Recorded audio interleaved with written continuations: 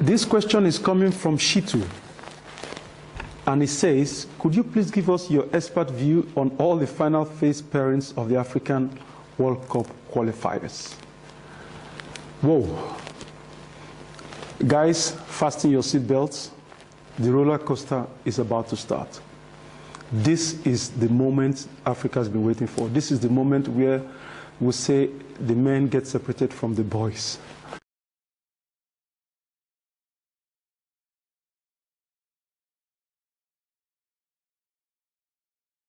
The first pairing I'm going to look at here is going to be the pairing Burkina Faso taking on Algeria.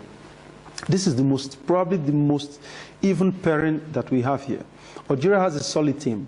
Forget they didn't do too well in the just concluded African Nations Cup, but they have players who are used to playing in the French League and in Europe, and they have qualified in a very, very nice way coming up into this stage. But Burkina Faso also are basking at the euphoria of having reached its first ever African Nations Cup final. And they lost to a very solid Nigerian team on the finals day. So they are not as bad as anybody might think, because of the fact that in the international scene they have not really been to the World Cup before. This is a huge opportunity for them. I see this game with Burkina Faso playing the first game at home. I see them a bit not having the edge because of the fact that the final game has to be played in Algeria. But this is a game that Burkina Faso, I feel, has a chance. This is a pairing that I feel Burkina Faso has an advantage to go through, because of the fact that the team itself is still almost the same like we saw some months ago. So continuity is there. And when you have this wind of positive results following you in the back, in football it is very, very important. Confidence is paramount, and they are going into it. But the Algerians are not going to lie low. This is one of the few Arab nations that are not going through the Arab Spring and like the Egyptians have gone through, like the Tunisians have gone through, like Libyans have gone through. So in some way they still have this unity as regards the Football Federation to be able to stand solid. So this is going to be, it's kind of like a very, very even pairing, but I give a little bit of an edge to Burkina Faso.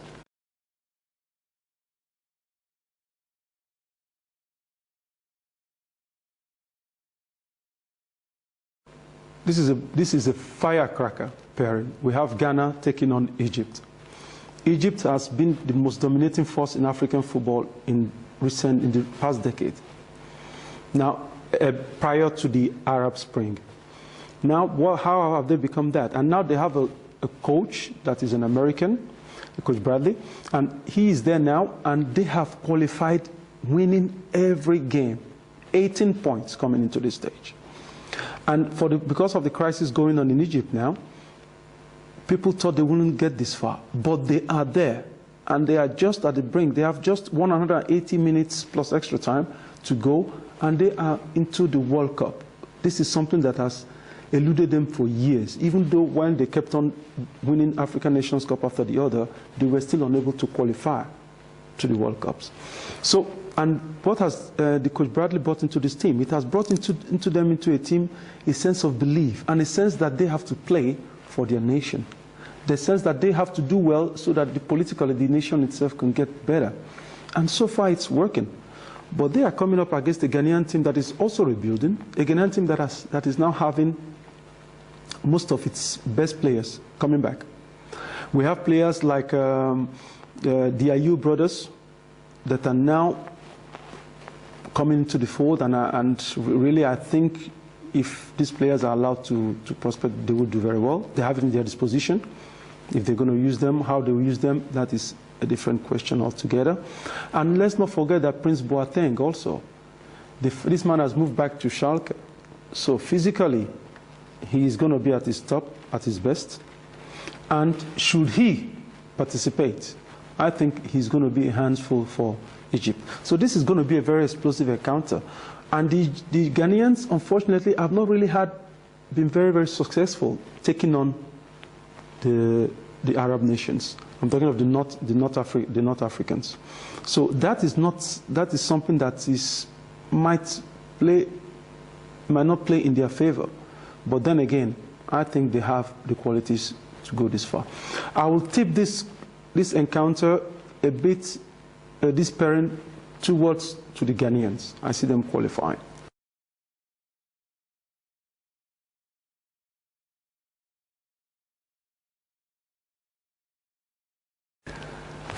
The next pairing, we see Tunisia play host to Cameroon on the first leg.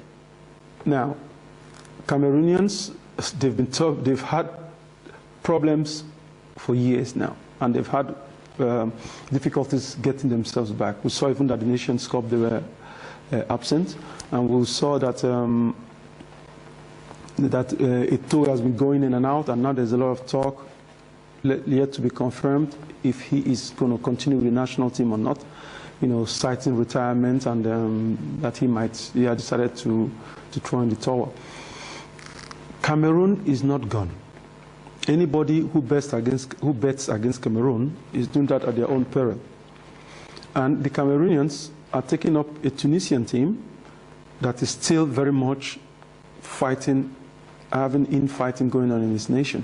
But that notwithstanding, the Tunisians have gotten this far. Technically, the Tunisians have a mix of the North American and the European football. And the Cameroonians are still solid physical like they used to be. What will tilt this game in the favor of one of the other teams is going to be the defensive part of the game, of the teams. The team here that is defensively stronger will carry the day. But the advantage here goes to Cameroon. Why? Because Cameroon gets to play the second leg home. Should Cameroon go to Tunisia and not lose, Cameroon will qualify. And I see Cameroon qualifying also because of the fact that Tunisia qualified more thanks to the boardroom issues, because they had been eliminated by Cape Verde, only for things to be returned due to Cape Verde fielding a player that was ineligible to play. So that kind of like gives an advantage to Cameroon, and in some way it might be a big advantage also, because technically Cameroonians are stronger. And the Tunisians, as of today, as we speak, just some weeks to this important encounter, are yet to name the coach to replace their coach who resigned just some weeks ago. So I tilt an advantage here to the Cameroonians.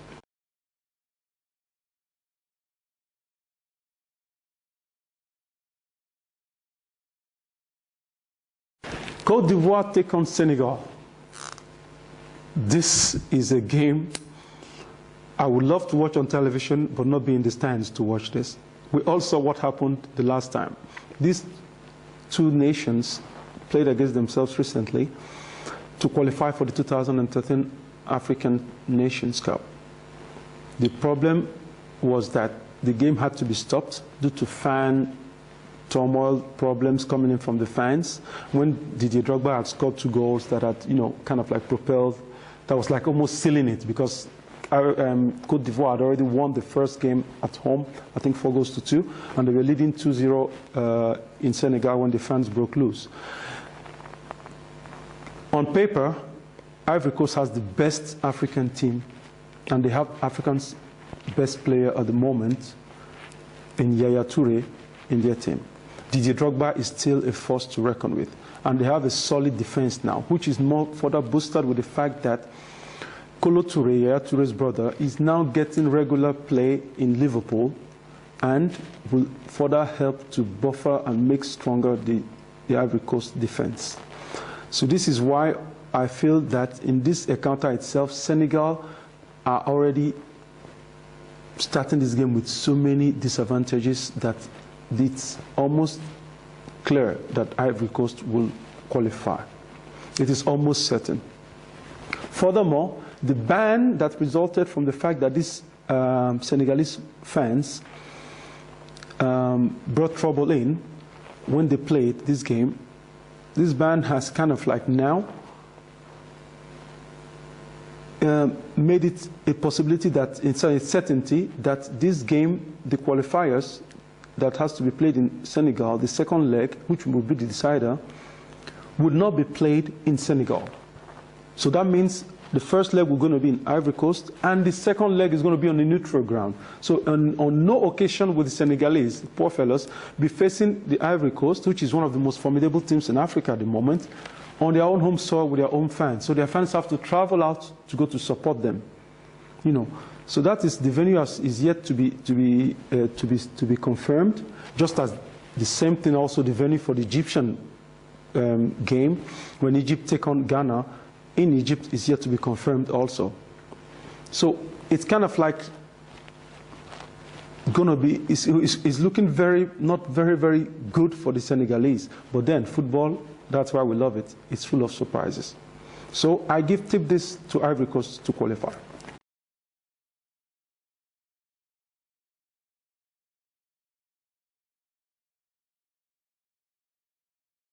The final one, that is Ethiopia taking on Nigeria.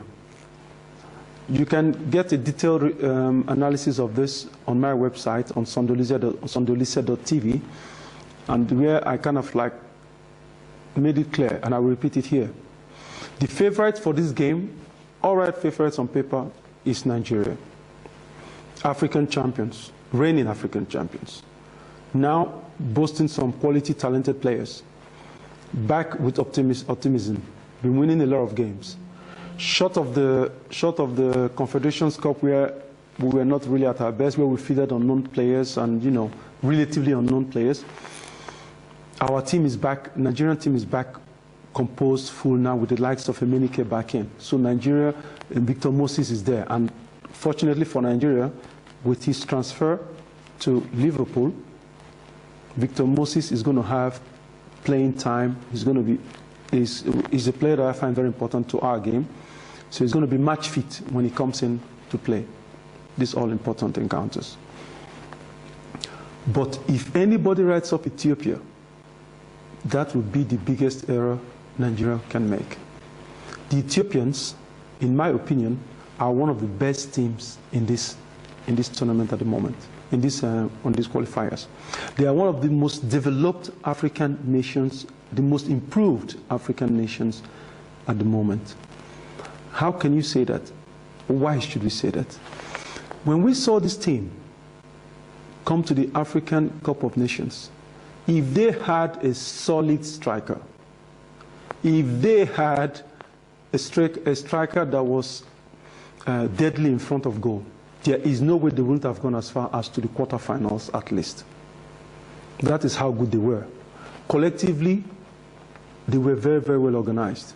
They had a pressing style of play. They had a way of circulating the ball that you could see that they had schemes that had been prepared. You know, and having prepared all this beforehand and playing this way at this level, at a national team, we're not talking of a club side. This is impressive. And I'm fortunate enough to have seen them play when they took on the South Africans. This team qualified in a group where they had South Africa, you know, Central African Republic. They qualified from this group without losing a game on the pitch. The only game they lost it by boardroom hagglings because they had fielded an ineligible player, you know, when they took on Botswana. So that is really something that should ring bells to the ears of Nigerians and say, hey, this team is for no way to be taken for granted. Tactically, they are very solid.